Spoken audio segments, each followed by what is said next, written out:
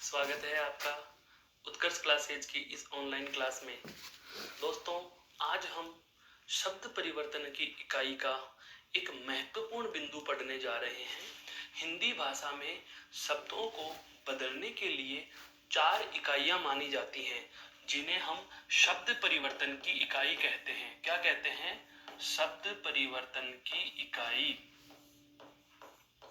और जो शब्द परिवर्तन की इकाई है कुल कितनी है? 4। इन 4 इकाइयों में हम बात करें तो देखो, सबसे पहली जो इकाई आती है वह आती है दोस्तों लिंग।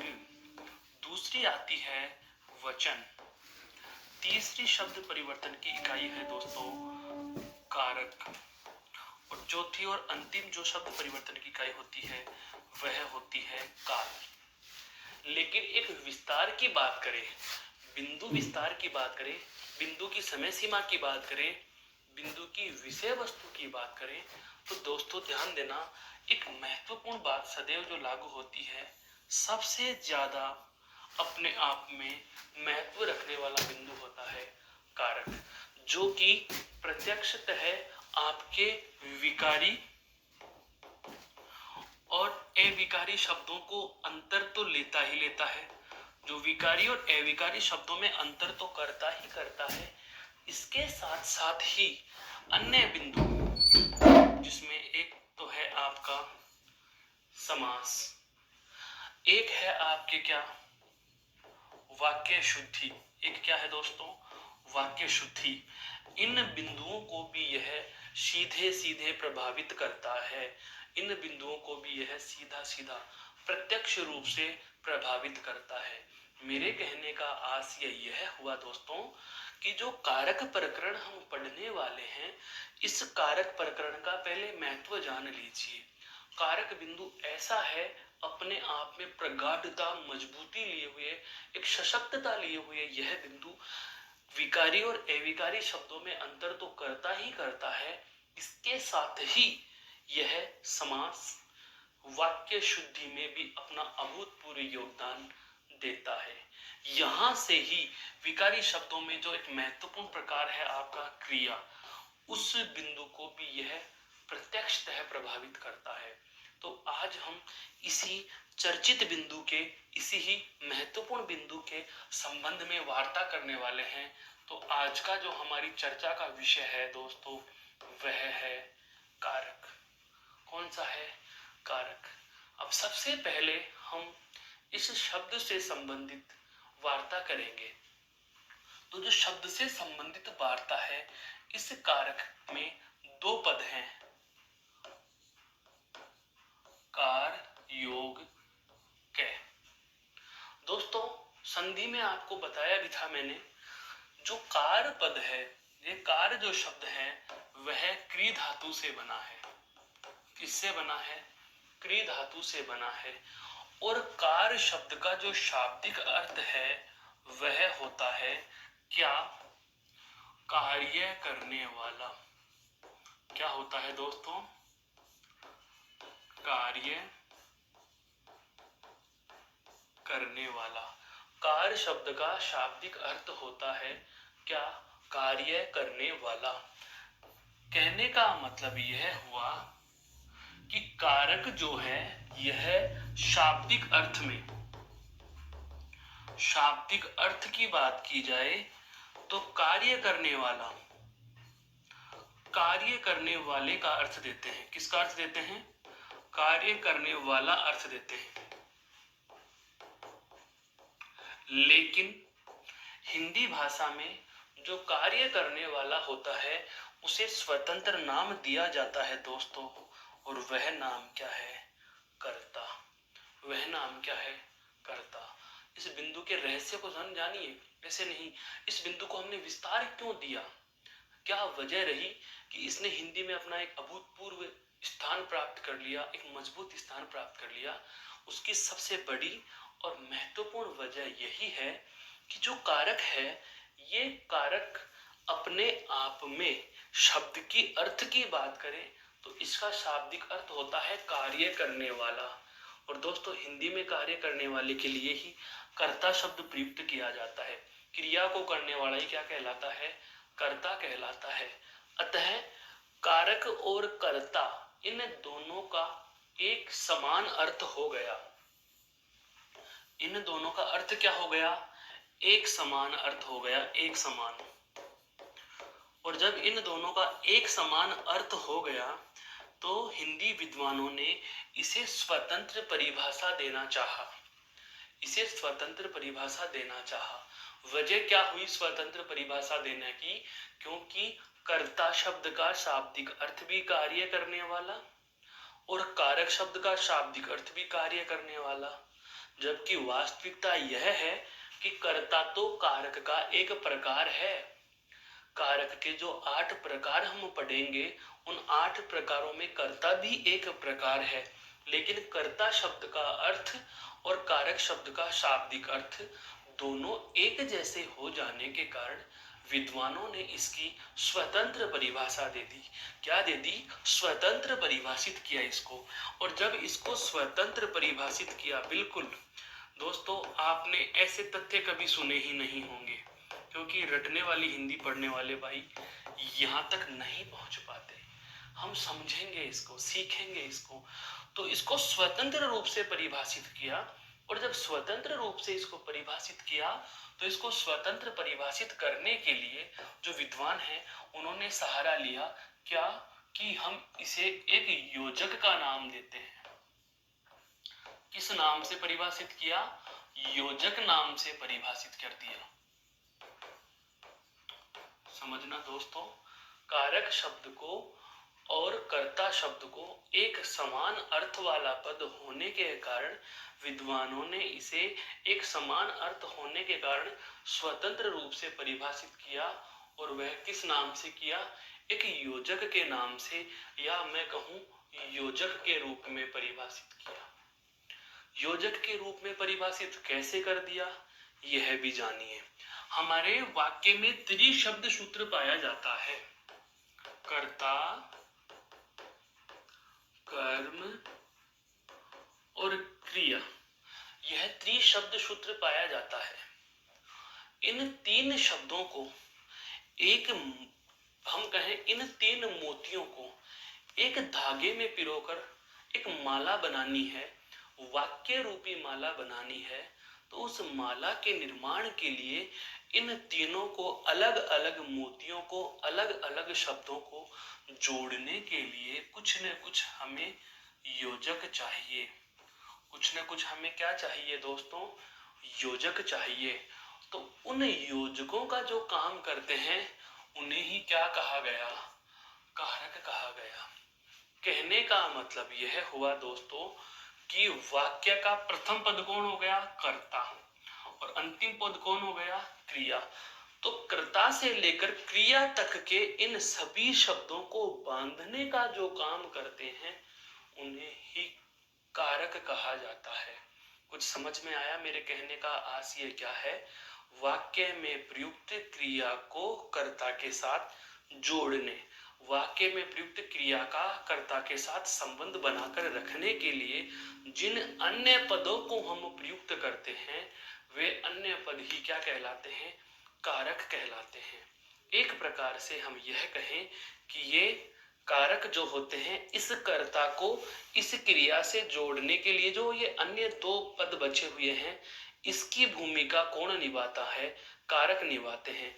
अर्थात कर्ता को क्रिया से जोड़ने के लिए, कर्ता को क्रिया से जोड़ने के लिए जो योजक चिन्ह की भूमिका निभाते हैं, उन योजक चिन्ह या योजक की भूमिका निभाते हैं उन्हें ही हम क्या कहा करते हैं?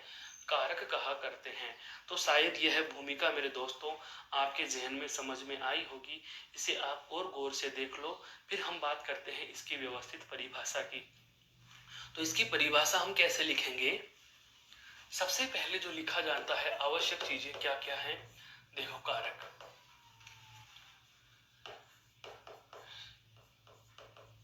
शाब्दिक अर्थ,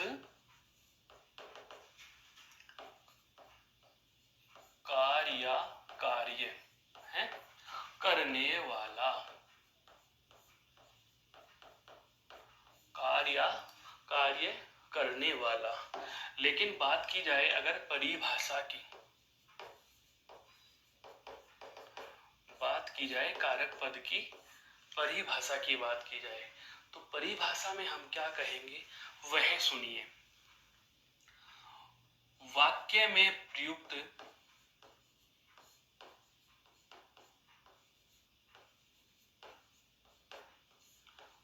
पदों, वाक्य में प्रयुक्त पदों मोस्टली क्या कहेंगे हम, मुख्यतः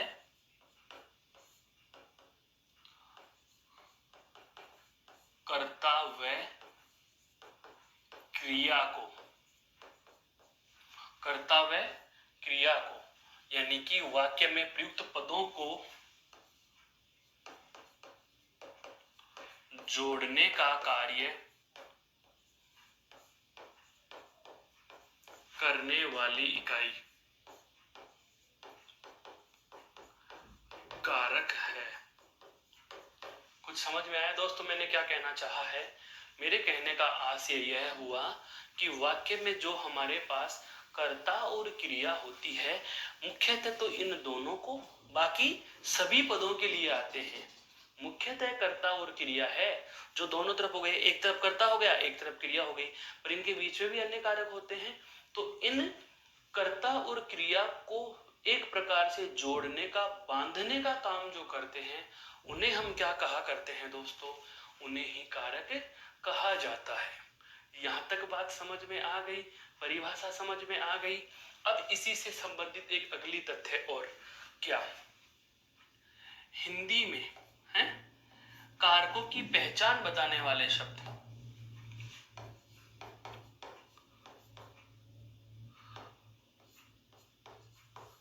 कारकों की पहचान बताने वाले चिन्ह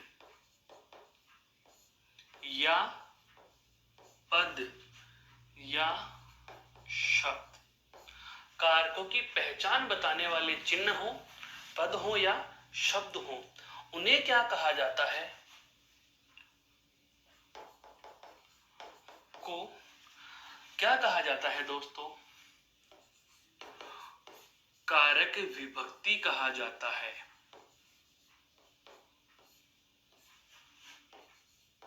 कुछ समझ में आ रहा है? बहुत ही इसे चरणबद्ध तरीके से हमें पढ़ना है, एक के बाद दूसरी नई चीज हम जानते चलेंगे। कारकों की पहचान बताने वाले जो चिन्ह होते हैं, जो पद होते हैं या जो शब्द होते हैं, उन्हें क्या कहा जाता है, कारक विभक्ति कहा जाता है। अर्थात कारक के बाद दूसरी महत्वपूर्ण परिभाषा हमें जो पता चली वह किसकी पता चली दोस्तों, कारक विभक्ति की पता चली। कि कारक विभक्ति किसे कहेंगे, तो कारकों की पहचान बताने वाले चिन्ह, पद या जो शब्द होते हैं उन्हें क्या कहा जाता है, कारक विभक्ति कहा जाता है। दूसरी महत्वपूर्ण बात, यहां तक तो आप जान चुके, एक बार इसे गौर से देखिए फिर मैं आगे बढ़ूंगा। कारकों की पहचान बताने वाले चिन्ह, पद या शब्दों को क्या कहेंगे, कारक विभक्ति कह देंगे। और इस कारक विभक्ति से संबंधित अन्य तथ्य क्या हैं वो हम अब जानेंगे। देखो क्या है, ये कुछ आवश्यक शर्तें लिखने जा रहा हूं दोस्तों, जिनको हम समझते भी चलेंगे, सीखते भी चलेंगे और ध्यान में भी रखना है। कारकों की संख्या और परिभाषा और नाम ही नहीं पढ़ना, हमें इसके तथ्य को समझना है, इसके पूरे कॉन्सेप्ट को समझना है कि ये वास्तव में कारक चीज होती क्या है। तो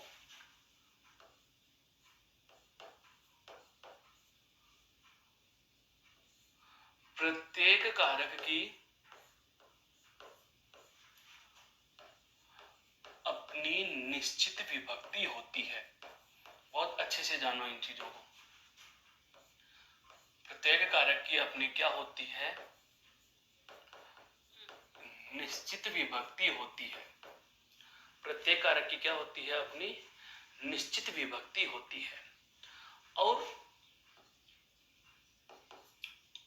विभक्ति का दूसरा नाम यदि आपसे पूछ लिया जाए तो यह भी बता देता हूं, विभक्ति के अन्य नाम, विभक्ति के अन्य नाम तो हम क्या कहेंगे, सबसे पहले तो कारक चिन्ह,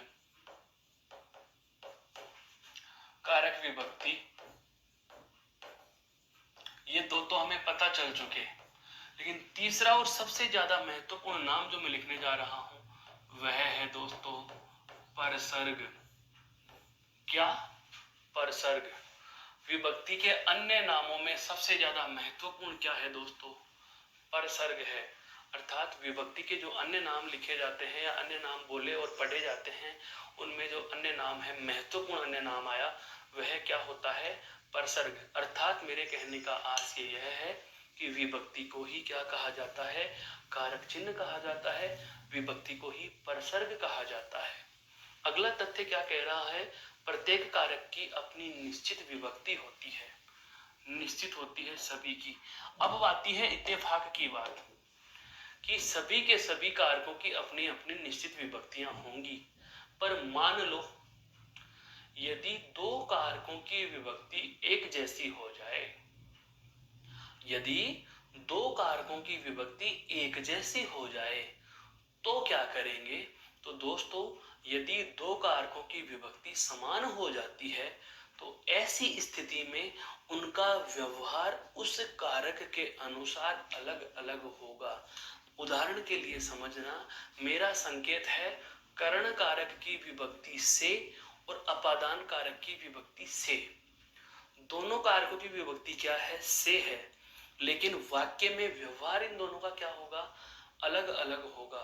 कहने का आशय यह हुआ कि यदि करण कारक के रूप में से विभक्ति का प्रयोग होगा तो आप वहां माध्यम के अर्थ में से का प्रयोग करोगे, और यदि अपादान कारक के रूप में विभक्ति से का प्रयोग होगा तो हम वहां से का प्रयोग एक संज्ञा को दूसरी संज्ञा से अलग करने या दो संज्ञाओं में तुलना करने या दो सर्वनामों में एक दूसरे को अलग करने या दो सर्वनामों में तुलना करने के लिए प्रयुक्त करते हैं। तो अगला महत्वपूर्ण तथ्य जो हमारा हम लिखने जा रहे हैं वह क्या हुआ कि प्रत्येक कारक की अपनी विभक्ति क्या होती है? निश्चित होती है। और यदि दो कारकों की विभक्ति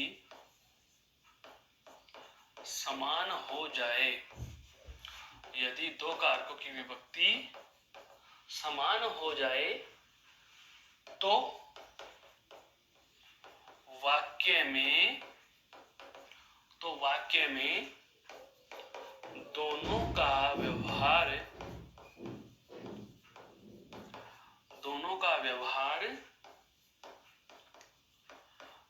अलग अलग होगा। कुछ समझ में आया दोस्तों? मेरे कहने का आशय क्या है?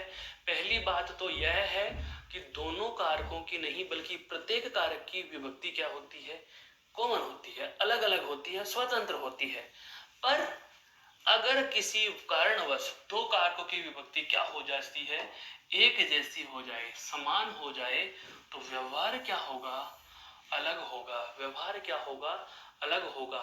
यहाँ आप इसको उदाहरण से भी पुष्ट करेंगे तो हम यहाँ कह सकते हैं करण कारक की विभक्ति क्या है? से। और एक अपादान कारक की विभक्ति भी क्या है दोस्तों? से। अब दोनों, पहली बात तो ये कि प्रत्येक कारक की अपनी अलग अलग विभक्ति है, लेकिन यदि दो कारकों की विभक्ति समान हो जाती है, जैसे यहाँ समान हो गई, तो यदि दो कारकों की विभक्ति समान हो जाती है तो वाक्य में दोनों का व्यवहार अलग अलग होगा। अर्थात करण कारक के रूप में से का प्रयोग होता है तो वह किसके अर्थ में होता है? के द्वारा के अर्थ में होता है। किसके अर्थ में होता है दोस्तों? के द्वारा के अर्थ में। और यदि अपादान के रूप में से विभक्ति का प्रयोग होगा तो वह अलग करने या तुलना करने के अर्थ में होगा। अलग करने या तुलना करने के अर्थ में प्रयुक्त होगी। अलग करने या तुलना करने के अर्थ में प्रयुक्त होगी। यह बात हम स्पष्ट कर चुके हैं। जो शर्त हम ऊपर लिख चुके हैं उसके लिए हमारे पास यह उदाहरण भी आ गया। क्या? कि प्रत्येक कारक की अपनी निश्चित विभक्ति होती है, और यदि किसी कारणवश या संयोगवश या जानबूझकर भी कह सकते हैं दो कारकों की विभक्ति एक जैसी हो जाए तो वाक्य में दोनों का काम अलग अलग होगा, दोनों का कार्य अलग अलग होगा। यहाँ तक की बात आ गई। अगला तथ्य जो महत्वपूर्ण है, हमें जानना बेहद आवश्यक है, वह क्या है, वह सुनिए। कारक विभक्तियां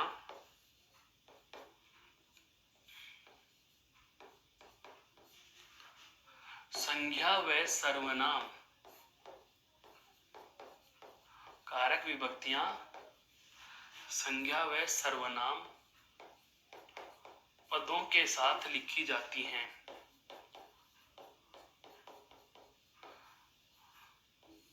संज्ञा व सर्वनाम पदों के साथ लिखी जाती हैं। सवाल यह उठता है कि ये इन्हीं के साथ क्यों लिखी जाती है।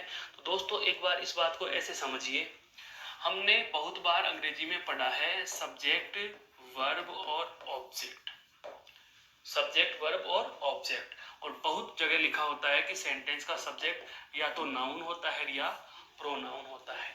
अब इसी बात को मैं हिंदी में कहूं कि वाक्य का कर्ता और वाक्य का कर्म या तो क्या होता है, संज्ञा शब्द होता है, और या फिर क्या होता है, सर्वनाम। तो दोस्तों यहाँ पर कर्ता और कर्म दो ही कारक नहीं है, 8 कारक होते हैं हिंदी में, और हिंदी में कोई भी कारक की बात की जाए, प्रत्येक कारक या तो संज्ञा शब्द होगा और या सर्वनाम होगा। तो जाहिर सी बात है विभक्ति किसके साथ आ जाएगी, या तो संज्ञा शब्द के साथ आएगी या सर्वनाम शब्द के साथ आएगी। तो यहाँ पर हमने क्या लिखा, कारक विभक्तियां संज्ञा या सर्वनाम पदों के साथ लिखी जाती हैं, क्योंकि प्रत्येक कारक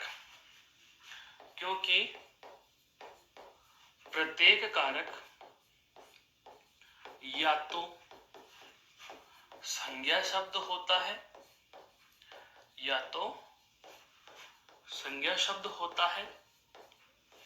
या फिर सर्वनाम शब्द होता है। कुछ समझ में आया? प्रत्येक कारक या तो संज्ञा शब्द होता है और या फिर क्या होता है भाई, सर्वनाम होता है। तो इसका मतलब यह हुआ कि कारक विभक्ति या तो संज्ञा के साथ लिखी जाएगी या सर्वनाम के साथ लिखी जाएगी।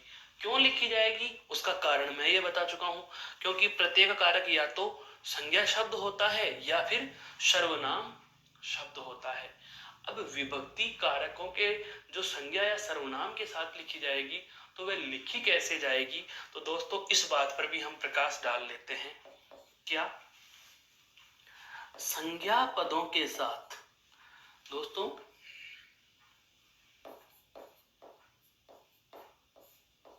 संज्ञा पदों के साथ विभक्ति, संज्ञा पदों के साथ विभक्ति स्वतंत्र अर्थात पृथक व सर्वनामों के साथ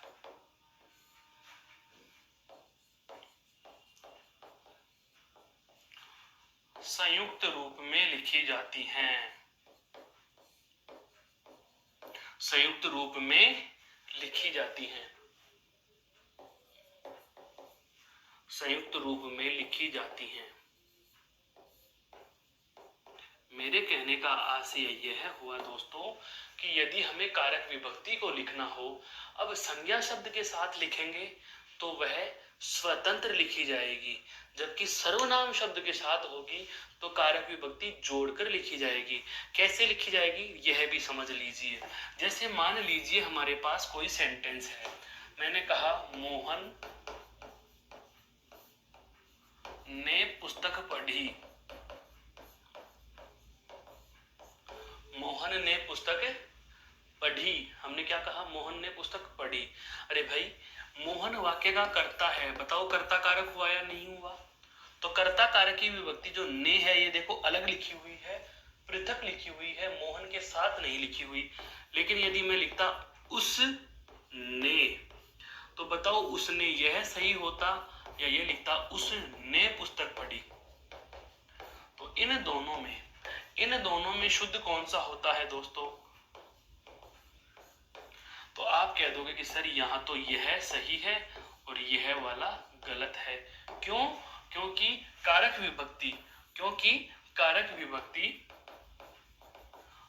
विभक्ति हम जान चुके हैं संज्ञा के साथ में तो कैसे आती हैं? पृथक। कैसे आती हैं? पृथक। जबकि आपके जो सर्वनाम हैं, जबकि सर्वनाम के साथ अगर आपसे पूछा जाए तो सर्वनाम के साथ ये कैसे लिखी जाती हैं? संयुक्त रूप में। कैसे लिखी जाएंगी? संयुक्त रूप में लिखी जाएंगी। यह बात मैंने आपको उदाहरण से भी समझा दी है दोस्तों कि कारक विभक्ति यदि संज्ञा शब्द के साथ लिखना हो तो विभक्ति स्वतंत्र या पृथक और सर्वनामों के साथ यह संयुक्त रूप में लिखी जाती हैं। तो ये कुछ विशेष महत्वपूर्ण तथ्य थे जो कारक से संबंधित और कारक पढ़ते हुए मेरे विद्वान साथियों को जानना बेहद आवश्यक था। यहाँ तक की बात आपके समझ में आ चुकी दोस्तों। तो अब हम बढ़ते हैं आगे। देखो, अब हम बात करेंगे कारकों के प्रकारों की और उनकी विभक्तियों की। कारकों के प्रकार और उनकी विभक्तियां।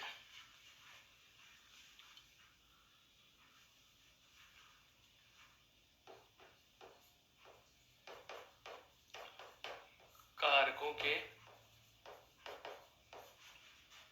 प्रकार व विभक्तियां। तो सबसे पहले एक तथ्य सुनिए, वास्तव में कारकों की संख्या कितनी होती है? मूल रूप में, ये दो लाइनें और आपको याद रखनी है।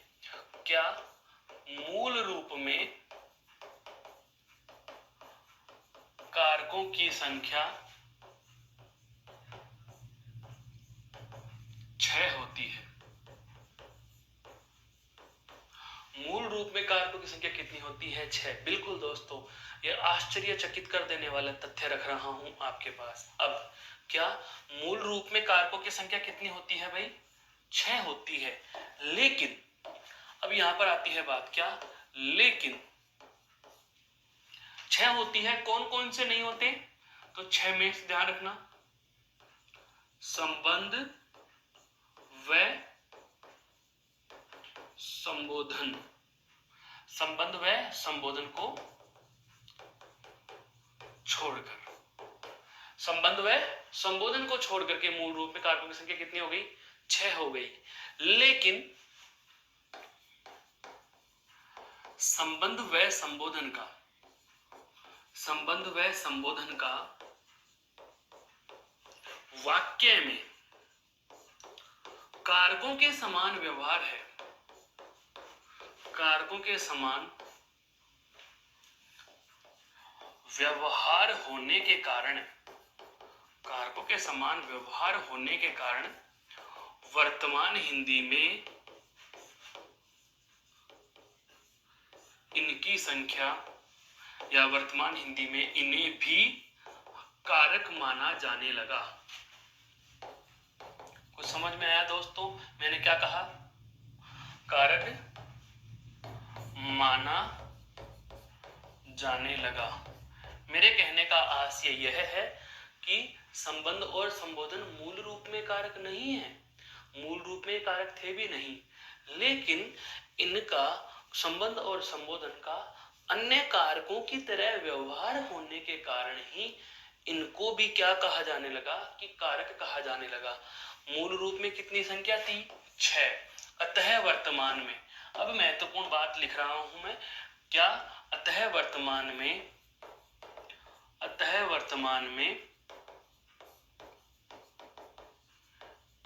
इनकी संख्या, अतः वर्तमान में इनकी संख्या दोस्तों 8 मानी जाती है। अतः वर्तमान में इनकी संख्या 8 मानी जाती है। अब आपके बात समझ में आ चुकी होगी कि मैं क्या कहना चाह रहा हूं। कारकों के प्रकार व विभक्तियों की हम बात करेंगे कि कौन कौन से कारक होते हैं और कौन कौन सी विभक्ति कौन कौन से कारक के साथ आएगी। लेकिन पहले संख्या से संबंधित संशय को मैंने आपसे दूर कर दिया कि मूल रूप में कारकों की संख्या कितनी होती है, 6, या मूल रूप में कारक कितने माने गए, 6 माने गए। लेकिन और 6 में कौन कौन से नहीं है, 2 जो हम पढ़ते आए हैं, संबंध और संबोधन नहीं होते। तो संबंध और संबोधन को छोड़कर शेष के शेष 6 कारक मूल रूप में थे। लेकिन फिर हुआ क्या, समय के साथ साथ महत्वपूर्ण बात हमने क्या लिख दी कि संबंध व संबोधन का कारकों के समान व्यवहार होने के कारण वर्तमान हिंदी में इन्हें भी क्या कहा जाने लगा मेरे दोस्तों, कारक कहा जाने लगा। यहाँ तक की बात समझ में आ चुकी। तो अब हम बढ़ते हैं कारकों के नामों की तरफ और उनकी विभक्तियों की तरफ। दोस्तों देखो, सबसे पहले हम बात करें क्रमांक संख्या। फिर यहां पर लिख रहा हूं मैं कारक का नाम, और उसके बाद हम यहां लिख लेंगे विभक्ति। विभक्ति को आप क्या कह सकते हो, कारक चिन्ह कह सकते हो, या आप परसर्ग भी कह सकते हो। विभक्ति, कारक चिन्ह या परसर्ग भी हम इनको कह सकते हैं। अब देखो कौन कौन से हैं। सबसे पहले नंबर 1 पे, नंबर 1 पे है दोस्तों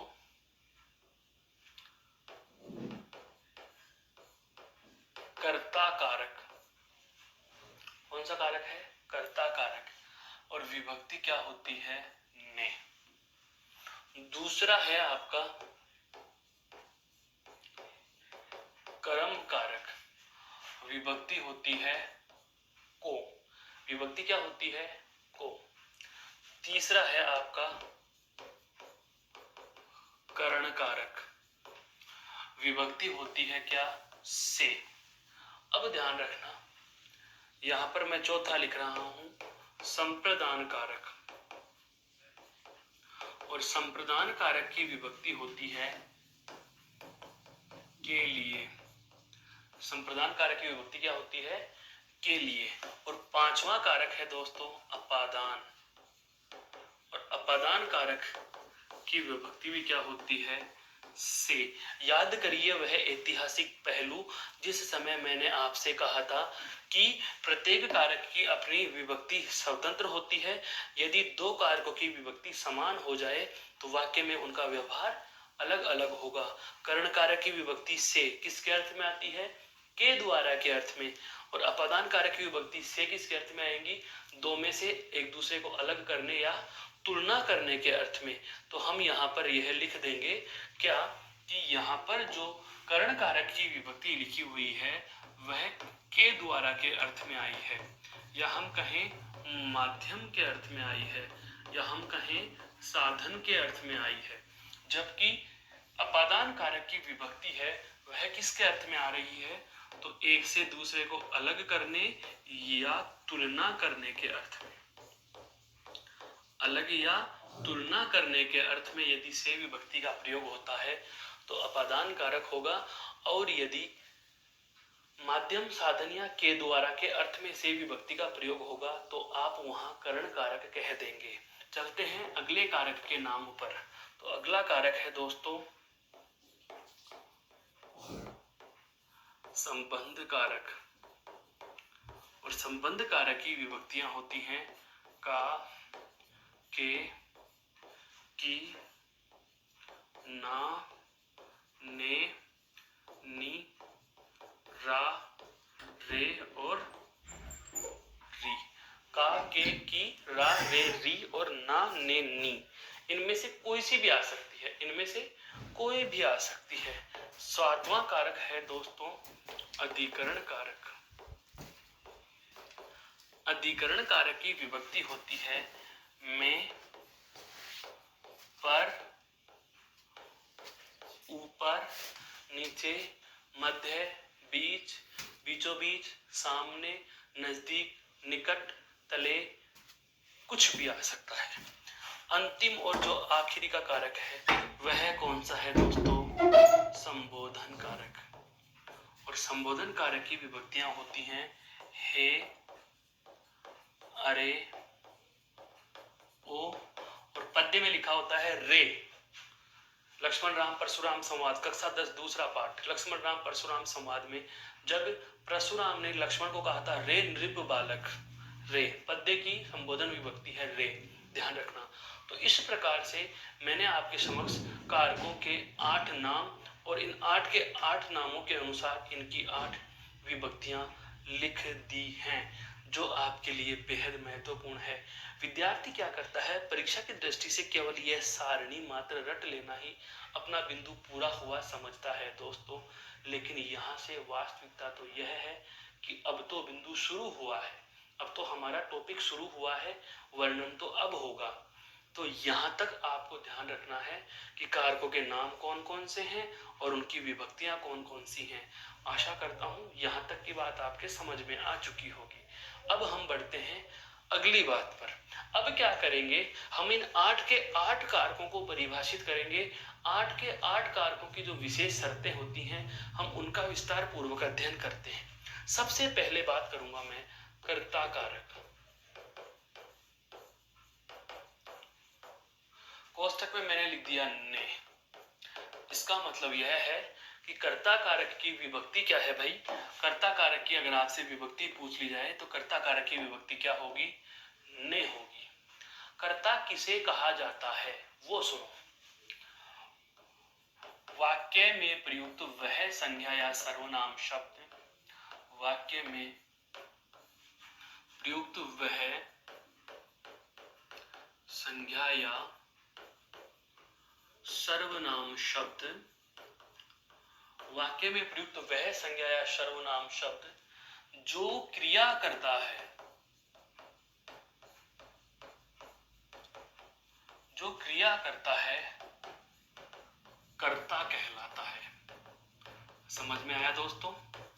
वाक्य में प्रयुक्त वह संज्ञा या सर्वनाम शब्द जो क्रिया कर रहा है, जो कार्य कर रहा है, उसे ही हम क्या कहते हैं?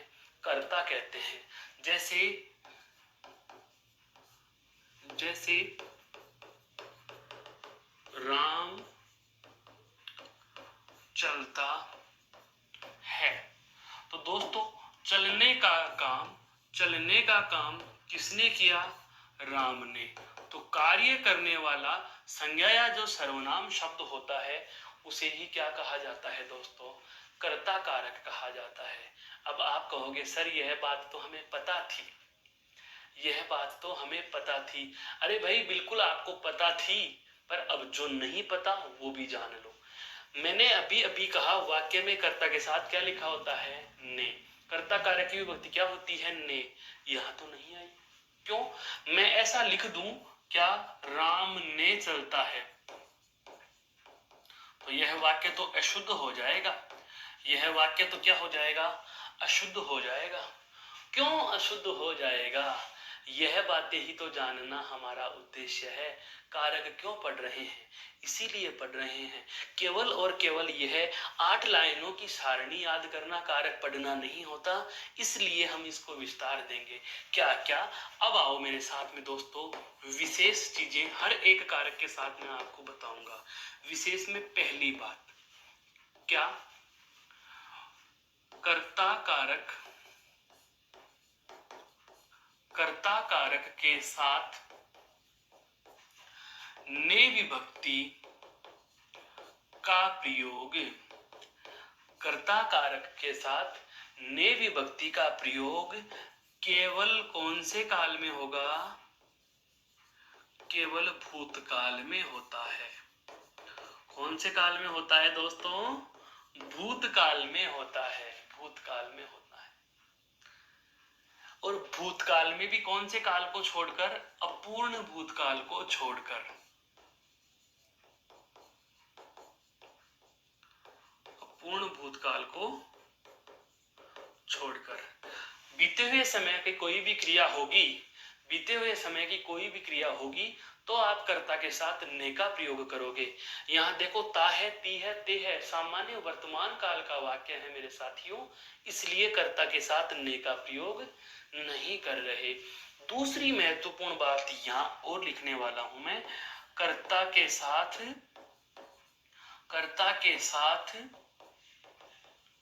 ने का प्रयोग, कर्ता के साथ ने का प्रयोग सकर्मक क्रिया में हो सकता है।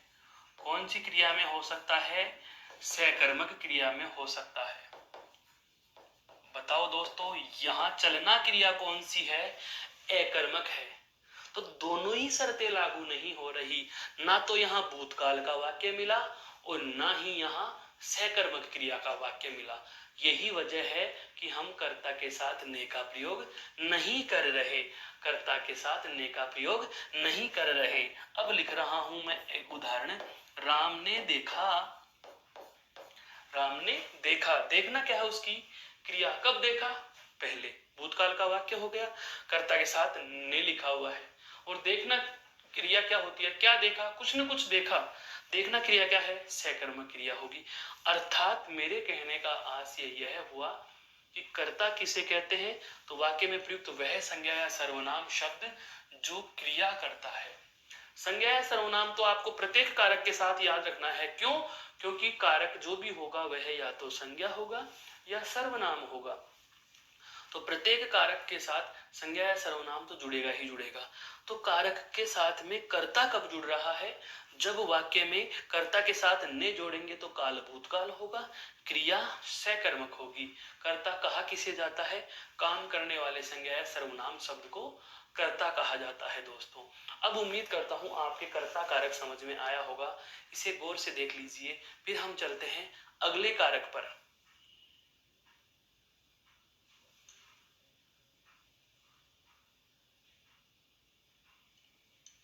अब देखो दोस्तों, कर्म कारक।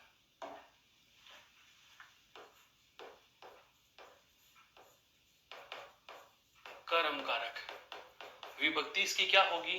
को। कर्म कारक की विभक्ति क्या होती है साथियों? को होती है। क्या होती है? को। अब कर्म कारक किसे कहते हैं वो समझो। अकर्मक और सकर्मक क्रिया में भी हम जान चुके थे कि क्रिया अपना प्रभाव अपने से पहले शब्द पर डालती है। और वाक्य में त्रिशब्द सूत्र में पढ़ा कि सबसे पहले कर्ता, कर्ता के बाद कर्म, कर्म के बाद क्या होगा? क्रिया होगी। सबसे पहले क्या होता है? कर्ता होता है। सबसे पहले क्या होता है? कर्ता। कर्ता के बाद क्या होता है? कर्म। कर्म के बाद क्या होती है? क्रिया। तो क्रिया अपना प्रभाव किस पर डालती है? कर्म पर डालती है। तो परिभाषा यहीं से बनती है कि क्रिया जिस संज्ञा या सर्वनाम पर अपना प्रभाव डालती है उसे कर्म कहते हैं। तो परिभाषा क्या लिखेंगे? वाक्य में प्रयुक्त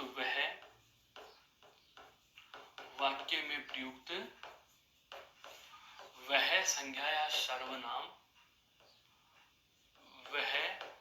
या सर्वनाम पद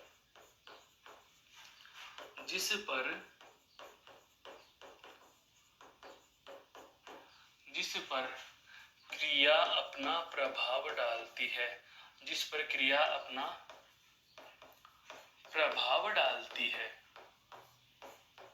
जिस पर क्रिया अपना प्रभाव डालती है, कर्म कहलाता है। कर्म कहलाता है। जैसे हम बात करें, जैसे राम ने श्याम को देखा। वाक्य में दोस्तों आप देख पा रहे हैं, देखना तो क्या है? क्रिया। देखना तो क्या है?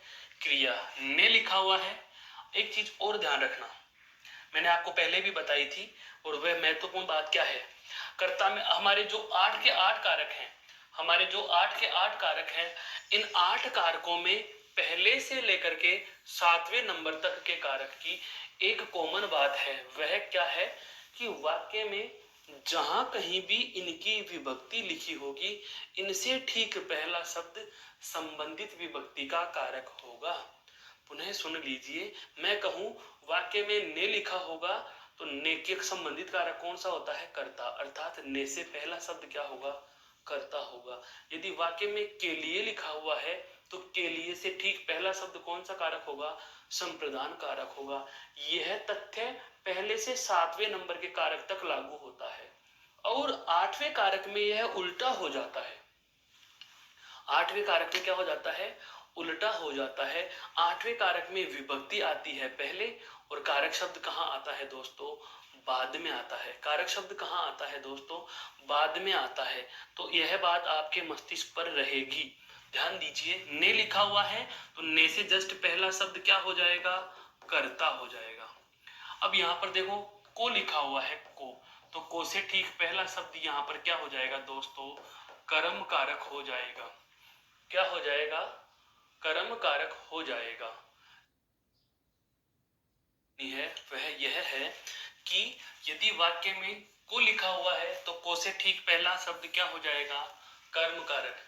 जैसा कि अब हम जानते भी हैं कर्म कारक की विभक्ति क्या है? को। और अभी अभी हमने जाना भी था क्या?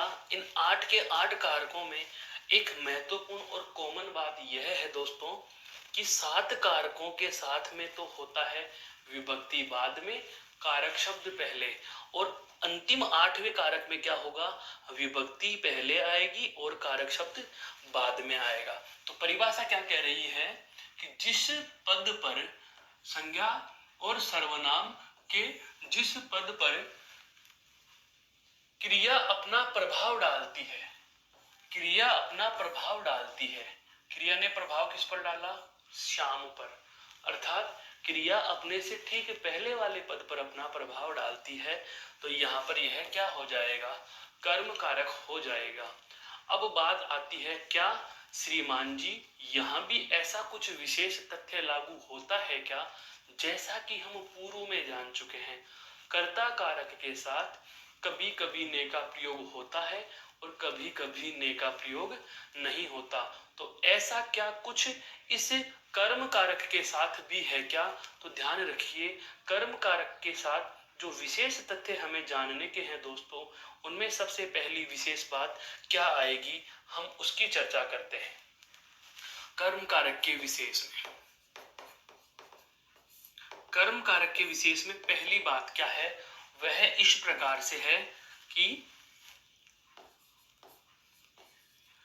यदि वाक्य का कर्म, यदि वाक्य का कर्म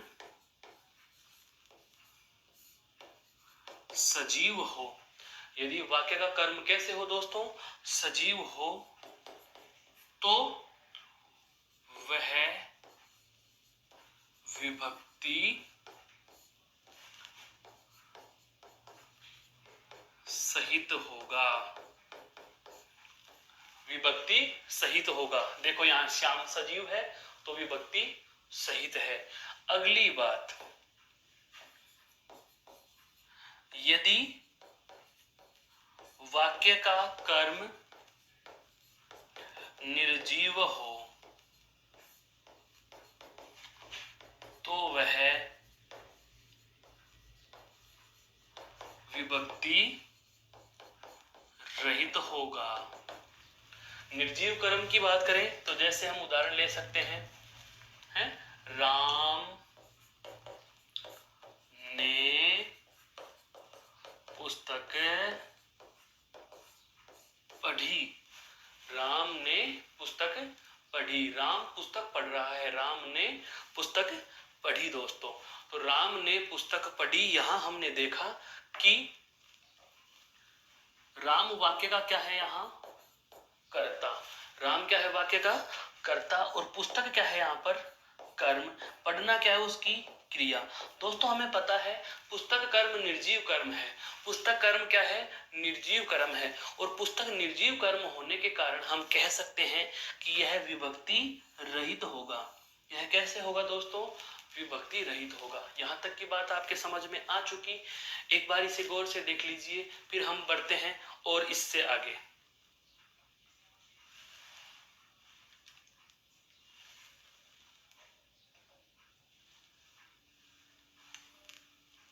यह कौन सा हो गया आपका? दूसरा प्रकार। अब मैं बात करूंगा इसी के अगले तथ्य पर। तो इसी के अगले तथ्य पर देखो, हम कर्म कारक के विशेष तथ्यों की बात कर रहे हैं। यदि वाक्य में द्विकर्मक क्रिया होगी, कौन सी होगी दोस्तों? द्विकर्मक क्रिया होगी, जिसकी हम क्रिया में चर्चा कर चुके हैं। यदि वाक्य में द्विकर्मक क्रिया होगी तो एक कर्म मुख्य तथा दूसरा गौण होता है। यदि वाक्य में द्विकर्मक क्रिया होगी तो एक हमारा मुख्य कर्म होगा और दूसरा हमारा गौण कर्म होगा। तो जो मुख्य कर्म होता है दोस्तों, जो मुख्य कर्म होता है उसकी पहचान क्या होगी वह भी हम जान लेते हैं।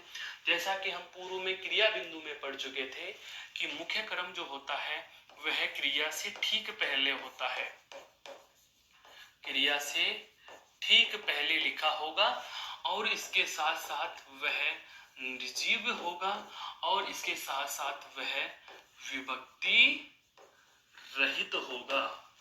और बात की जाए यदि गौण कर्म की, और यदि बात की जाए दोस्तों गौण कर्म की, तो ध्यान रहे गौण कर्म जो है वह कहाँ लिखा जाता है? वह लिखा जाता है मुख्य कर्म से पहले। कहाँ लिखा जाएगा दोस्तों? मुख्य कर्म से पहले लिखा जाएगा और वह कैसा होगा? सजीव होगा। और इसी के साथ साथ एक महत्वपूर्ण बात यह भी हमें लिख देनी है कि वह विभक्ति सहित होगा। अब आते हैं उदाहरण पर। जैसे अध्यापक ने छात्रों को भूगोल पढ़ाया। अध्यापक ने छात्रों को क्या पढ़ाया दोस्तों? भूगोल पढ़ाया। अब हम इसके पद परिचय से इसका ब्यौरा निकालते हैं। पढ़ाना तो क्या है? क्रिया। पढ़ाना क्या है? क्रिया। कर्ता कौन है? अध्यापक। कैसे पता चला? क्योंकि ने लिखा हुआ है। ने लिखा हुआ है, कर्ता कारक की विभक्ति है, संबंधित कारक की विभक्ति से पहला शब्द उसी विभक्ति का कारक होगा। और या ऐसे पता लगा लो काम करने वाला कौन है? कर्ता। को लिखा हुआ है और को हमें पता है को कौन से कारक की विभक्ति होती है? कर्म कारक की विभक्ति होती है। तो आप यहाँ पर क्या कह दोगे? ये छात्रों क्या लिखा हुआ है? कर्म। एक और था, क्या पढ़ाया? क्रिया के संदर्भ में हमने जाना था सहकर्मक क्रिया। सहकर्मक इसलिए है क्योंकि कर्ता के साथ ने लिखा हुआ है, क्रिया सहकर्मक काल भूतकाल। तो यहाँ भूगोल एक विषय का नाम है। अध्यापक ने क्या पढ़ाया? भूगोल पढ़ाया। क्या? भूगोल। क्या से आंसर आ रहा है? इसका मतलब ये है भी क्या है? कर्म। तो जब दो कर्म हो जाएं तो इसे कहा जाता है दोस्तों द्विकर्मक। क्या कहा जाएगा? द्विकर्मक। और द्विकर्मक क्रिया में एक कर्म तो क्या होता है दोस्तों? मुख्य। और एक होता है कौन सा? गौण। मुख्य कौन सा होगा? क्रिया से ठीक पहले ये रहा निर्जीव। इन दोनों में निर्जीव कौन है? छात्र। और भूगोल में भूगोल। विभक्ति रहित कौन होगा? तो विभक्ति रहित भूगोल है, क्योंकि छात्र के साथ तो को जुड़ा हुआ है। तो इसे आप कह दोगे दोस्तों क्या? मुख्य कर्म। और यह क्या हो जाएगा आपका? गौण कर्म। यह क्या हो जाएगा दोस्तों? गौण कर्म हो जाएगा।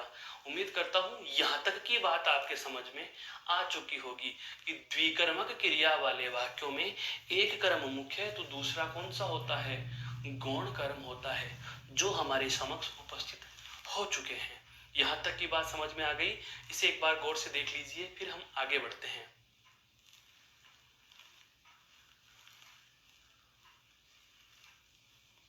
ये था हमारा दूसरा और सबसे महत्वपूर्ण कारक कौन सा? कर्म कारक। अब हम चर्चा करते हैं अगले की। तीसरा कारक कौन सा है दोस्तों?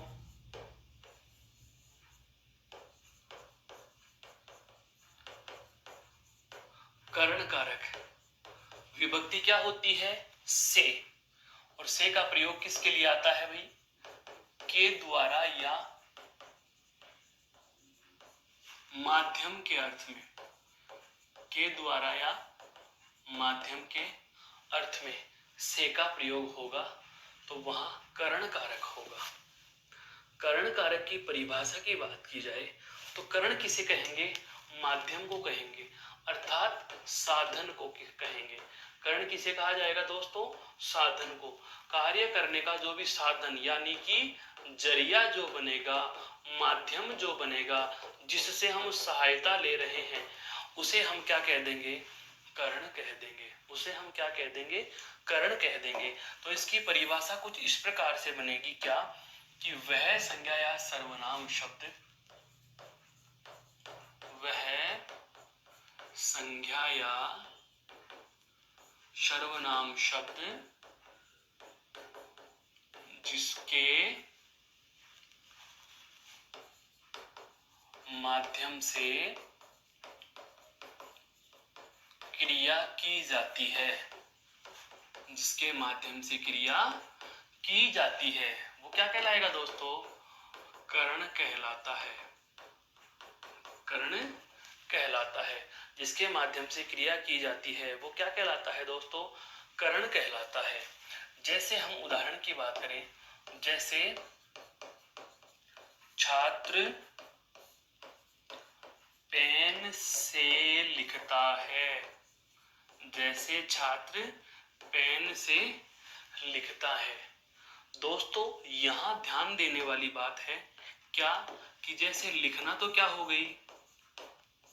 क्रिया। लिखना तो क्या हो गई? क्रिया। काम कौन कर रहा है? कर्ता। काम कौन कर रहा है? कर्ता। से लिखा हुआ है, से कौन से कारक की विभक्ति है? करण कारक की। कौन से कारक की विभक्ति है? करण कारक की। या मैं कहूं कि यहाँ किस माध्यम से क्रिया की जा रही है, तो माध्यम का नाम आते ही आप तुरंत कह सकते हो कि यहाँ पर करण कारक की बात की जा रही है। अर्थात यहाँ वाक्य में कौन सा कारक दे दिया गया? यहाँ वाक्य में हमें करण कारक दे दिया गया। अर्थात वाक्य का कर्ता जिस माध्यम से क्रिया कर रहा है, वाक्य का कर्ता जिस माध्यम से क्रिया कर रहा है, उसी माध्यम का नाम क्या हो जाएगा? करण हो जाएगा। क्या हो जाएगा? करण हो जाएगा। अब इसके साथ साथ और महत्वपूर्ण बातें हमें क्या जाननी है, जैसा कि हम हर कारक में जानते आए हैं, हर कारक में पढ़ते आए हैं कि कुछ विशेष तथ्य। तो दोस्तों सबसे ज्यादा महत्वपूर्ण बात बता देता हूं। करण, संप्रदान और अपादान, इन तीन कारकों की विशेष बातें महत्वपूर्ण होती है। देखो इसकी विशेष बातों में विशेष तथ्य, पहला विशेष तथ्य, और वह क्या है? विकलांगता।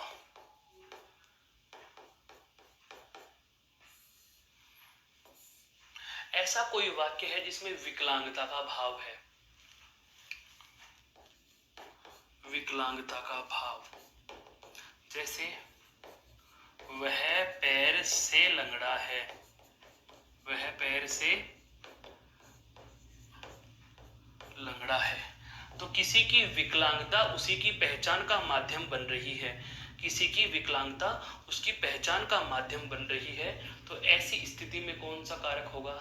करण कारक होगा। दूसरी महत्वपूर्ण बात, विवशता अर्थात मजबूरी। जैसे वह गरीबी से क्या है? विवश है। गरीबी, यहाँ पर पैर, ये करण कारक की स्थितियां बताते हैं दोस्तों। तीसरा महत्वपूर्ण तथ्य आपको ध्यान रखना है क्या?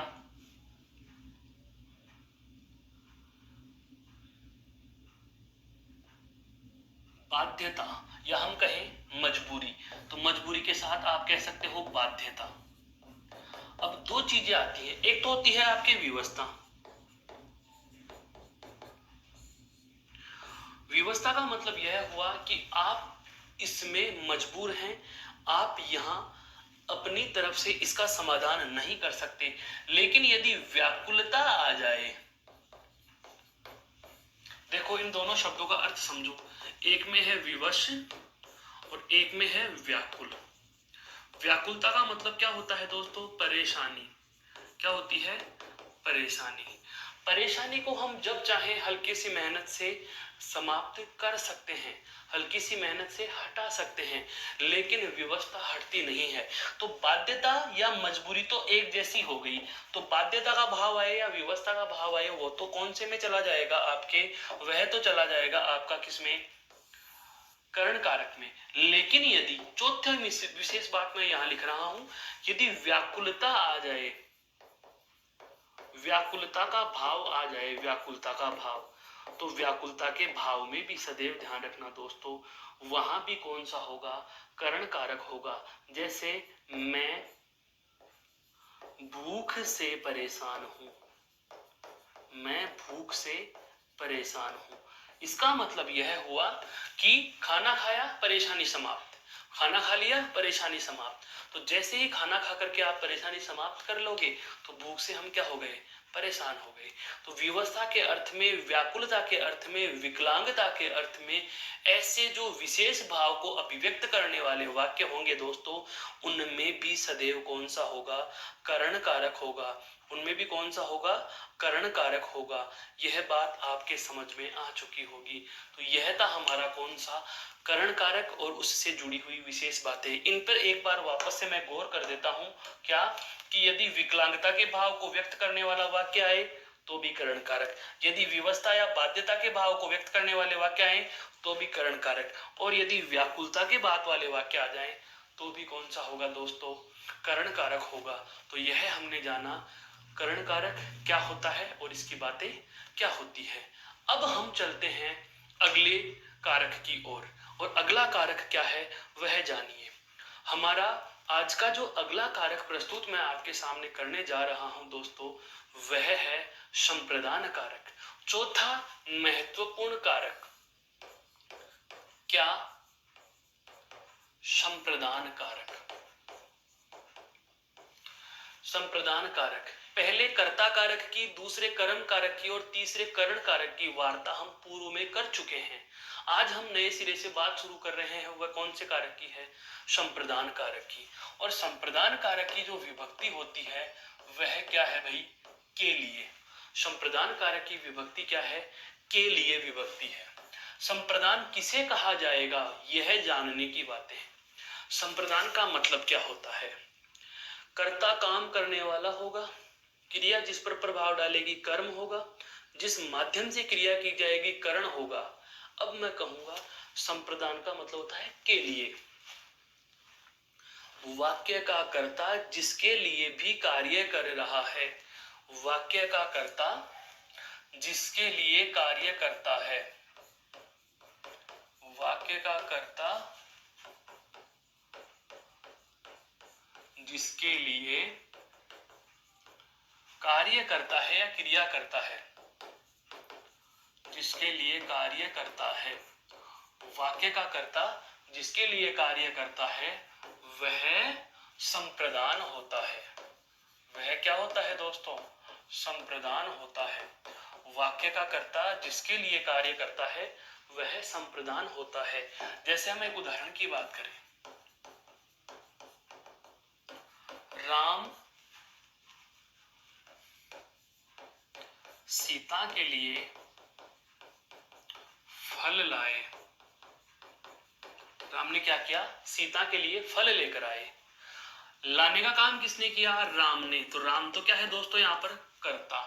क्या लाए? फल। इसका मतलब ये क्या है? कर्म। लाना क्या है दोस्तों? क्रिया। एक एक पद को पहचानिए, ये पोस्टमार्टम करना आना चाहिए हमें, पूरे वाक्य का विश्लेषण जानना है। के लिए क्या है यहाँ पर? कारक की विभक्ति। के लिए क्या है दोस्तों? कारक की विभक्ति। हम पूर्व में भी ये बात जान चुके हैं कि वाक्य में जहां विभक्ति लिखी होगी उससे ठीक पहला शब्द संबंधित विभक्ति का कारक होगा, अर्थात सीता शब्द यहाँ पर क्या हो जाएगा? संप्रदान हो जाएगा। क्या हो जाएगा दोस्तों? संप्रदान हो जाएगा। कुछ समझ में आया मैंने क्या कहना चाहा है? मेरे कहने का आशय यह हुआ कि वाक्य का कर्ता जिस किसी भी संज्ञा या सर्वनाम के लिए क्रिया कर रहा है, कर्ता कौन? राम। काम किसके लिए किया इसने? सीता के लिए। जैसे मोहन माँ के लिए दवा लाया, मोहन माँ के लिए दवा लाया। मोहन माँ के लिए क्या लाया? दवा लाया। तो लाना तो क्या है उसकी क्रिया, क्या लाया? कर्म। के लिए विभक्ति, के लिए क्या है दोस्तों? विभक्ति। कौन से की? संप्रदान की। तो यहाँ पर माँ शब्द क्या हो जाएगा? संप्रदान। काम करने वाला कौन है? कर्ता। काम करने वाला कौन है? कर्ता। तो आशा कर रहा हूं आपकी यह बात समझ में आ चुकी होगी कि संप्रदान क्या होता है। संप्रदान का मतलब होता है दोस्तों कि वाक्य का कर्ता जिस संज्ञा या सर्वनाम के लिए क्रिया करता है वह संप्रदान होता है, वह संप्रदान होता है। अब इसके साथ साथ हमें यहाँ और क्या ध्यान रखने की बात है, तो देखो दोस्तों इसके विशेष को हम जानेंगे। अब एक बार इसको गौर कर लीजिए, फिर हम बात करते हैं इसके विशेष तथ्य की। तो इसका जो विशेष तथ्य है वह क्या है? वह कुछ इस प्रकार से होगा। क्या? पहली बात, संप्रदान के विशेष की हम बात कर रहे हैं दोस्तों, संप्रदान के विशेष की। संप्रदान के विशेष में पहली बात क्या?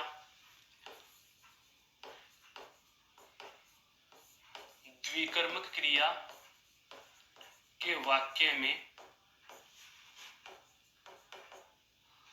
देना क्रिया हो,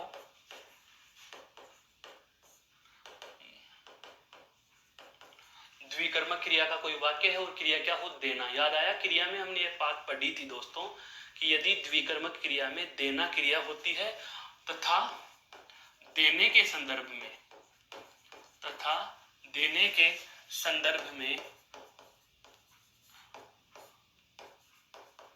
दान, पुरस्कार,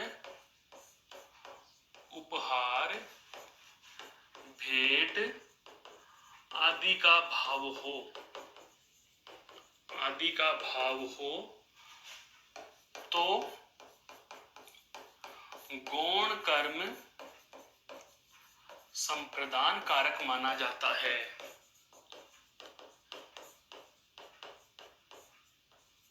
तो गौण कर्म को क्या माना जाता है दोस्तों? संप्रदान माना जाता है। जैसे हम एक उदाहरण लें, राजा ने गरीबों को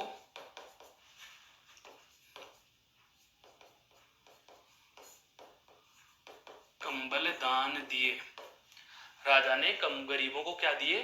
कंबल दान दिए। राजा कौन हो गया दोस्तों? यहाँ कर्ता। राजा तो क्या हो जाएगा? वाक्य में कार्य करने वाला है, जाहिर सी बात है कर्ता है। और देना क्या है? उनकी क्रिया। देना क्या है दोस्तों? उनकी क्रिया। क्या दिए? कंबल। इसका मतलब यह है कर्म है। और दोस्तों हमने यह भी जाना था कि जहां कहीं वाक्य में कारक की विभक्ति लिखी होती है, जहां कहीं वाक्य में कारक की विभक्ति लिखी होती है उससे ठीक पहला शब्द संबंधित विभक्ति का कारक होगा।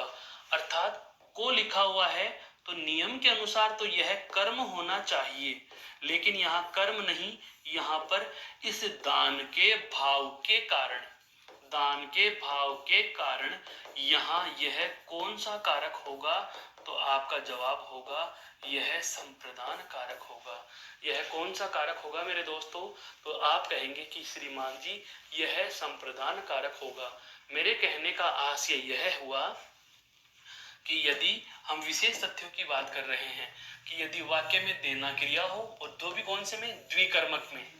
दो कर्म मिल गए, दो कर्म, देना क्रिया हो और देने में किसका भाव होता है? दान, पुरस्कार, उपहार, भेंट, इनाम का भाव होता है। यहाँ हमें दान का भाव मिल रहा है, दान का भाव मिल रहा है, इसलिए यहाँ पर इसको क्या माना जाएगा? संप्रदान माना जाएगा। यह बात आपके समझ में आ चुकी दोस्तों। इस स्लाइड को एक बार गौर से देख लीजिए, फिर हम इसकी एक और संबंधित वार्ता पर चर्चा करेंगे।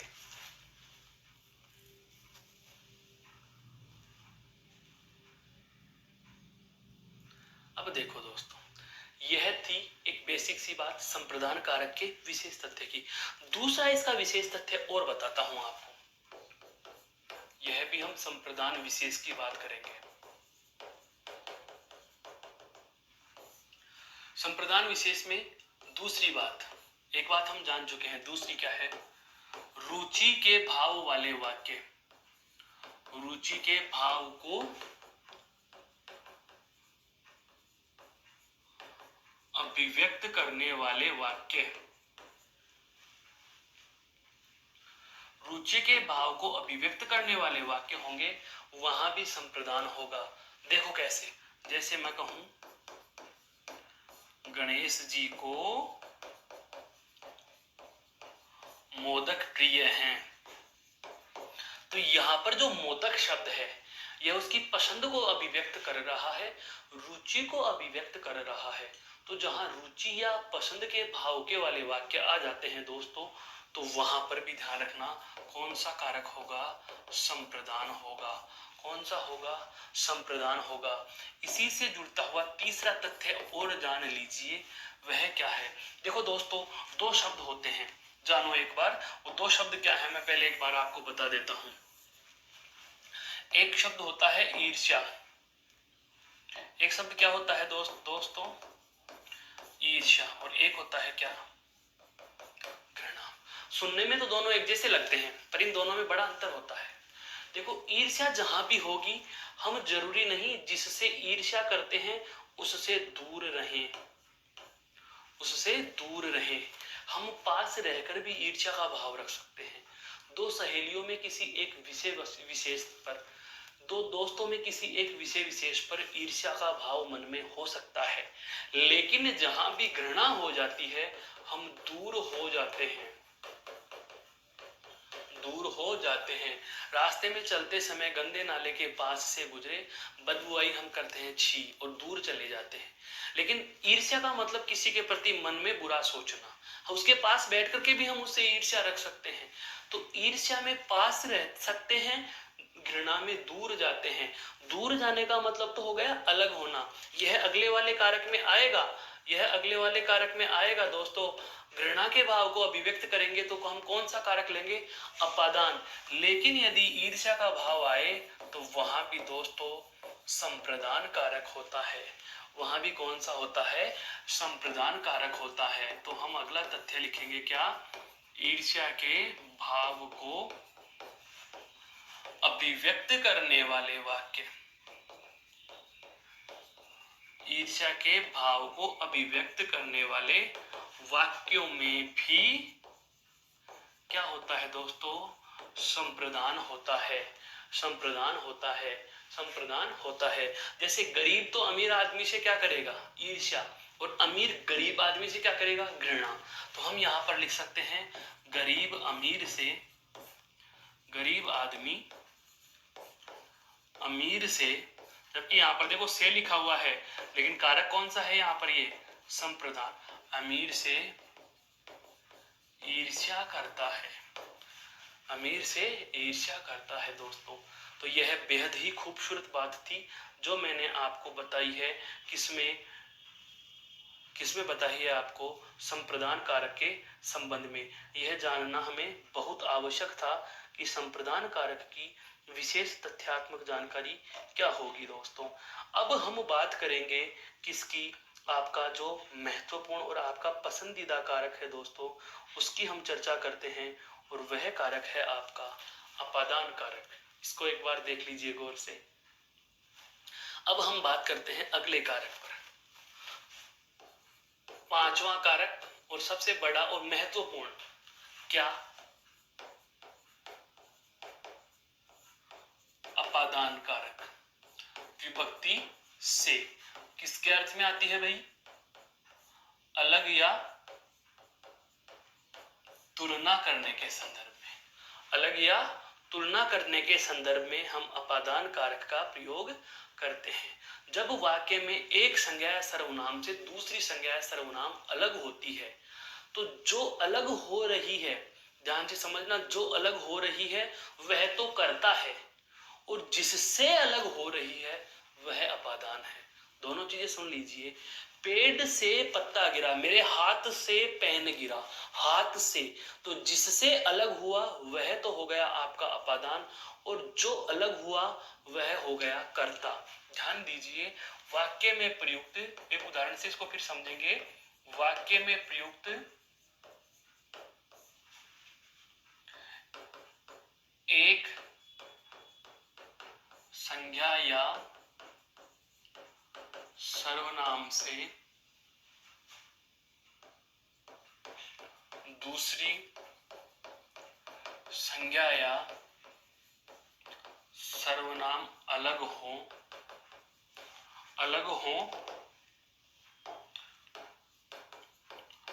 तो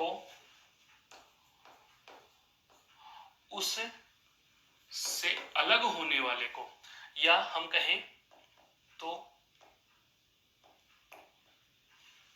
जिससे अलग होता है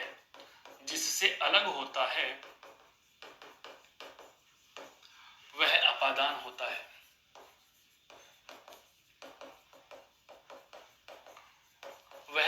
होता है। लेकिन जो अलग होता है वह अपादान नहीं होता, वह कर्ता होता है। जो अपादान अलग होता है वह तो कर्ता होता है, क्योंकि वह तो कर्म कर रहा है, तो वह तो क्रिया कर रहा है। उदाहरण समझो, जैसे मैंने कहा पेड़ से पत्ता, हाथ से पेन, ये दोनों अलग हो रहे हैं। ये दोनों क्या हो रहे हैं? अलग। अलग कौन हुआ? पत्ता। अलग कौन हुआ? पेन। हम वाक्य भी बना सकते हैं, जैसे पत्ता पेड़ से गिरता है।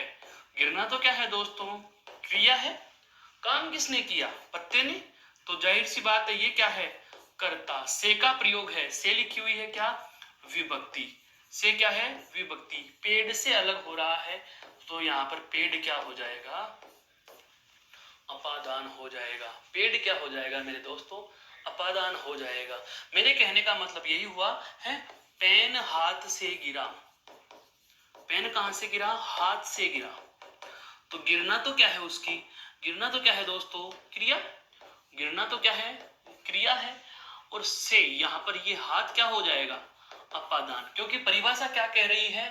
जिससे अलग होता है। जिससे अलग होता है। किससे अलग हुआ? हाथ से। किससे अलग हुआ? पेड़ से।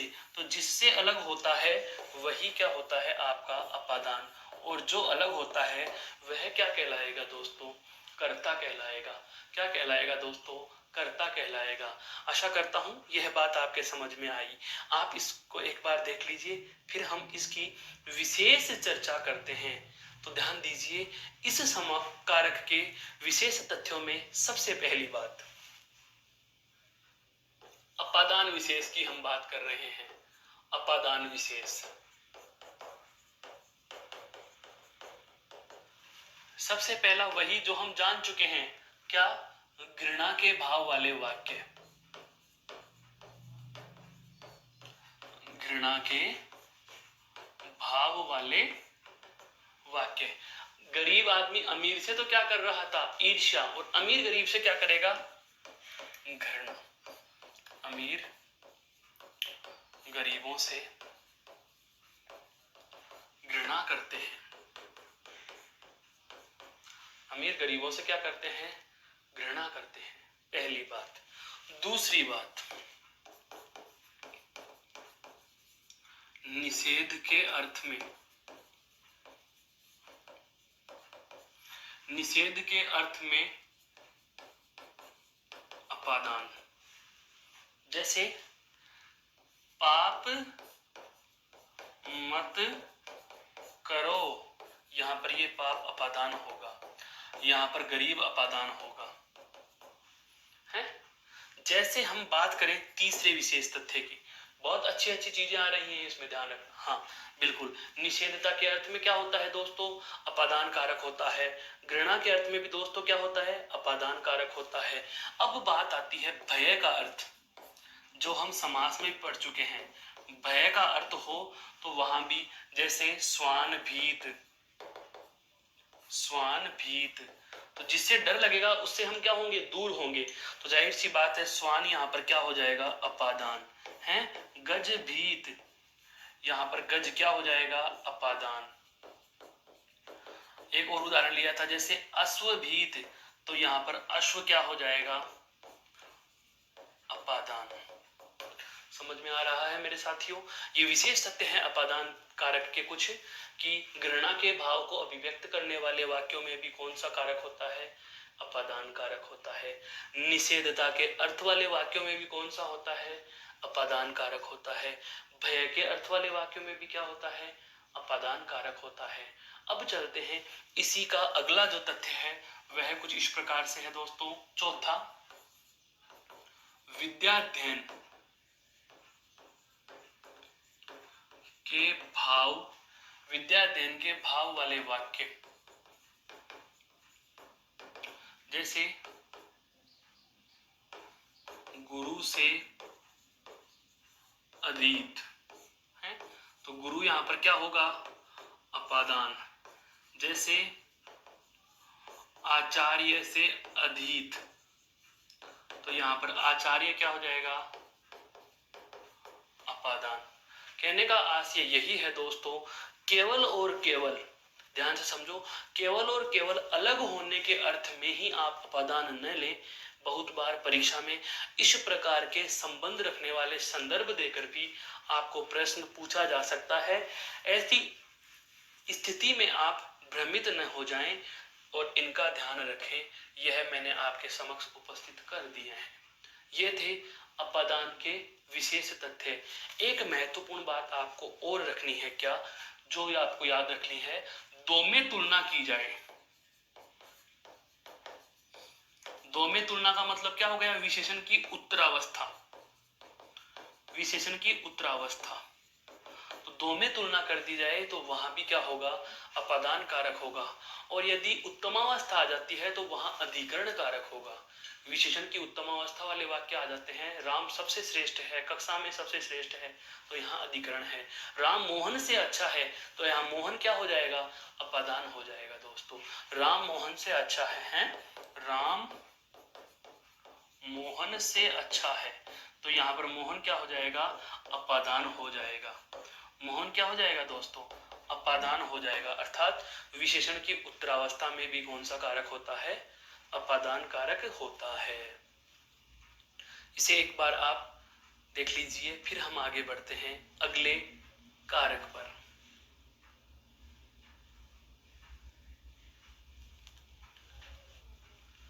देखो, छठा कारक, संबंध कारक,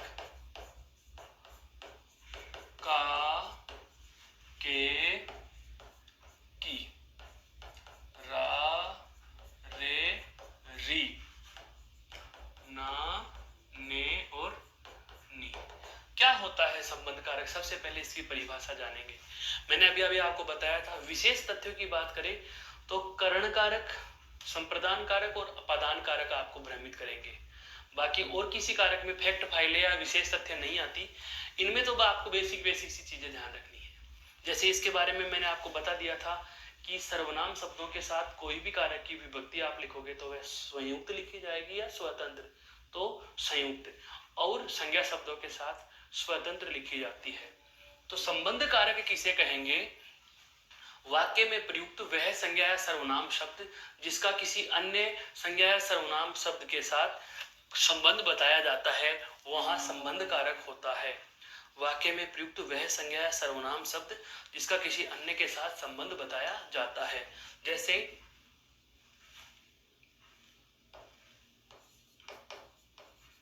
वाक्य में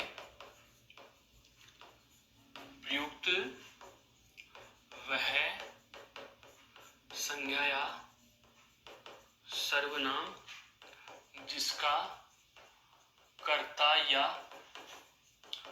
क्रिया से संबंध बताया जाता है, संबंध कारक होता है। संबंध कारक होता है। जैसे मैं कहूं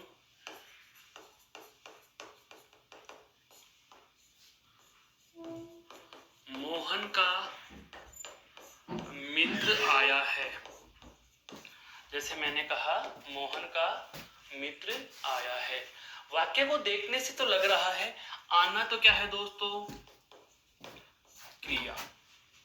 काम किसने किया, मोहन ने किया, मित्र ने, तो मित्र ने, तो ये काम करने वाला कौन हो जाएगा दोस्तों, कर्ता। काम करने वाला दोस्तों कौन हो जाएगा, कर्ता हो जाएगा। मोहन क्या है यहाँ पर, संबंध। तो कर्ता कौन है? मित्र है। कर्ता का जिससे संबंध बताया जा रहा है वह मोहन है। तो यह क्या हो जाएगा आपका? संबंध कारक। यह क्या है यहाँ पर? विभक्ति। यह क्या है यहाँ पर? विभक्ति। अब महत्वपूर्ण बात जो संबंध कारक में हमें ध्यान रखने की होती है वह क्या होती है? देखो, वाक्य में कर्ता और है, कारक है यहाँ पर मोहन, तो जाहिर सी बात है ये विभक्ति संबंध कारक अर्थात मोहन की विभक्ति हुई। वाक्य में का, के, की, रा, रे, री, ना, ने, नी जो लिखा हुआ है वह इस कारक की तो विभक्ति होगी। और हमें पता है कि संबंध कारक शब्द कौन है? मोहन है। लेकिन इस संबंध कारक में एकमात्र ऐसा कारक है जहां विभक्ति का लिंग और वचन स्वयं कारक के अनुसार नहीं बल्कि संबंधी के अनुसार होता है, पहले शब्द के अनुसार नहीं, अगले शब्द के। जबकि विभक्ति तो है मोहन के साथ और इसका लिंग और वचन परिवर्तित होगा मित्र के अनुसार। जैसे मोहन का मित्र। अब यहाँ पर मित्र पुल्लिंग है दोस्तों, तो यहाँ पर का लिखा। यदि यहाँ पर बहन लिखा होता तो हम यहाँ क्या लिखते? की लिखते। जबकि यह कोई कारक थोड़ी है, कारक तो कौन है? मोहन। संबंध कारक शब्द कौन है? मोहन। जबकि विभक्ति का लिंग और वचन बदल किसके साथ रहा है? संबंधी के अनुसार। तो यह विशेष तथ्य हमें इसमें लिखना है, क्या? कि संबंध कारक में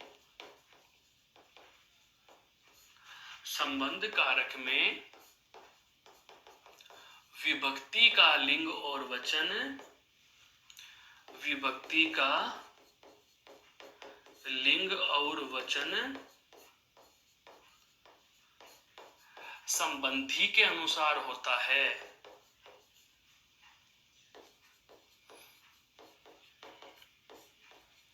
संबंधी के अनुसार होता है।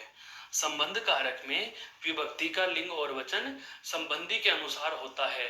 कहने का आशय यह हुआ कि अगर आप स्वयं कारक के अनुसार जैसे मोहन शब्द के अनुसार इसकी विभक्ति निर्धारित करते तो यहाँ भी का ही लिखा होना चाहिए था, क्योंकि मोहन शब्द पुल्लिंग है तो यहाँ पुल्लिंग आता, मोहन शब्द एक वचन है तो यहाँ पर एक वचन आता।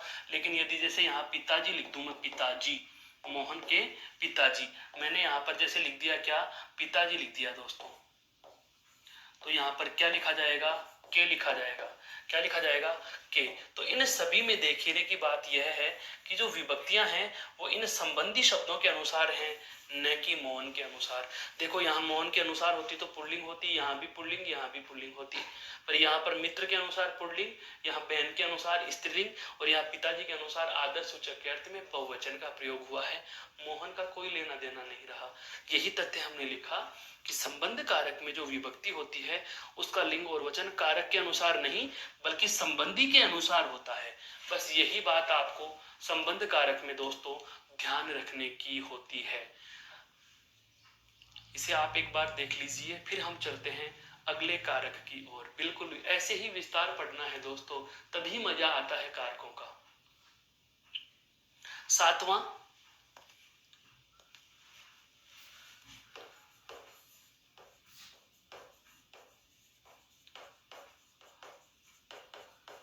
अधिकरण कारक में पर, ऊपर है, नीचे, मध्य, बीच, बीचों बीच, सामने, नजदीक, निकट, ऐसे कुछ भी आ सकता है। पर अधिकरण कहा किसे जाता है? अधिकरण का मतलब होता है आधार, बेस, जहां कर्ता निर्भर होकर के क्रिया कर रहा हो।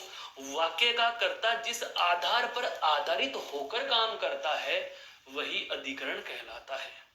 वाक्य का कर्ता जिस आधार पर आधारित होकर क्रिया करता है उसे ही क्या कहेंगे दोस्तों? अधिकरण कहेंगे। जैसे थोड़ी देर के लिए मैं कहूं कि बिल्ली छत पर बैठी है। बिल्ली कहां बैठी है? छत पर बैठी है। तो बैठना तो क्या है दोस्तों? उसकी क्रिया। बैठना तो क्या है? उसकी क्रिया है। काम किसने किया? कर्ता ने। पर क्या है कारक की? विभक्ति। पर क्या है दोस्तों कारक की?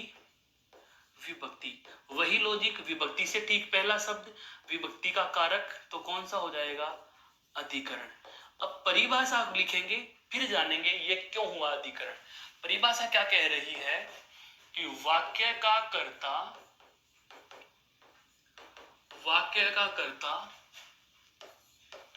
जिस आधार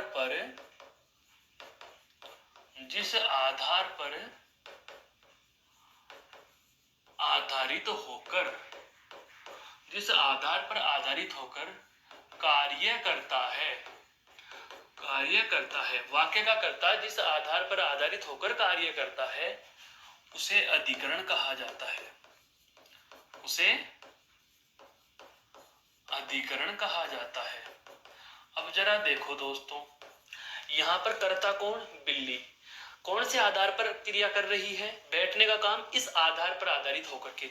तो वाक्य का कर्ता जिस आधार पर आधारित होकर के क्रिया कर रही है वही आधार क्या कहलाता है, आपका अधिकरण कहलाता है।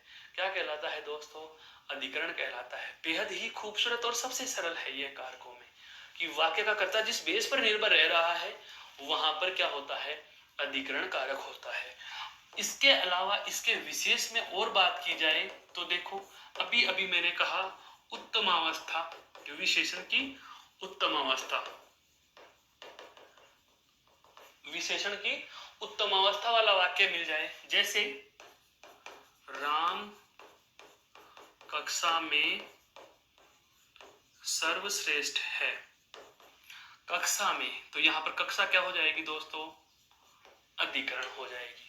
इसके अलावा यह तो पहली बात। दूसरी बात और जान ले हम महत्वपूर्ण में, क्या वह उस पर गया है, लक्षणों के अनुसार होता है।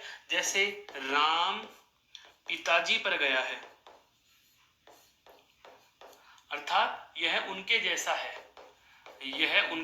है, तो ऐसी स्थिति में भी आपका कौन सा कारक होता है, अधिकरण कारक होता है दोस्तों। कौन सा कारक होता है, अधिकरण कारक होता है। पुनः सुनिए इस बात को कि वाक्य का कर्ता जिस आधार पर आधारित होकर के कार्य करता है उस आधार को, उस बेस को ही हम क्या कहते हैं, अधिकरण कहते हैं। इसके अलावा विशेषण की उत्तम अवस्था वाला वाक्य आएगा तो वहां भी क्या होगा, अधिकरण कारक होगा। और यदि लक्षणों के अनुरूप या उन पर चले जाना के जैसा होने वाला वाक्य आए तो भी वहां अधिकरण कारक होता है। एक बार इसे गौर से देख लीजिए दोस्तों, फिर हम चलते हैं अगले और अंतिम कारक पर।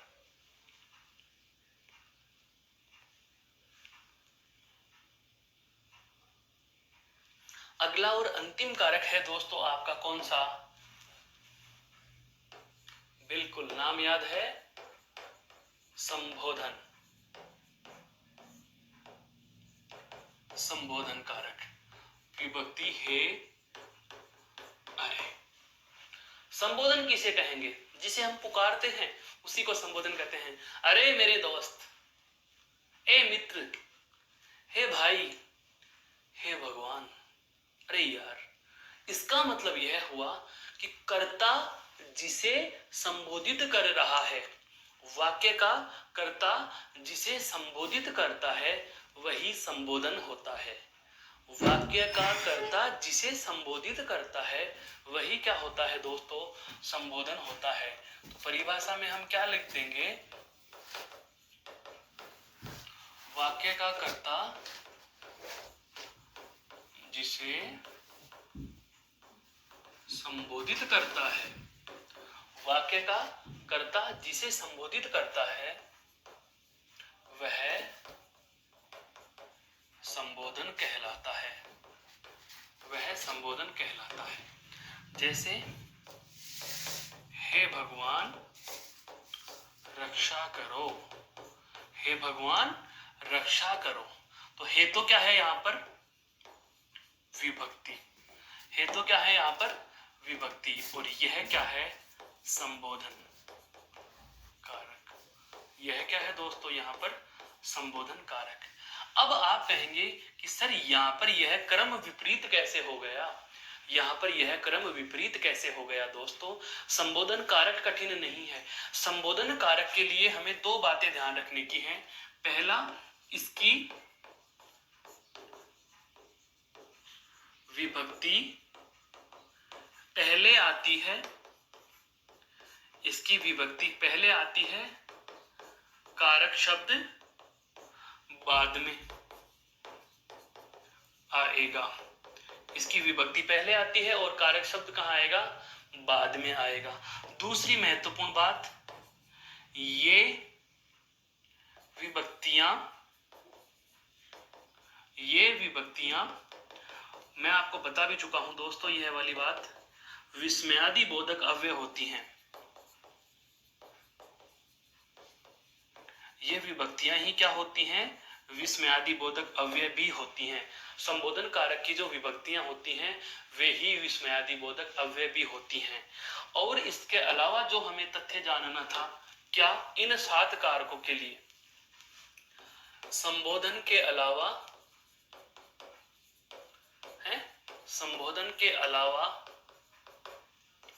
सभी कारकों की विभक्ति वाक्य में बाद में लिखी जाती हैं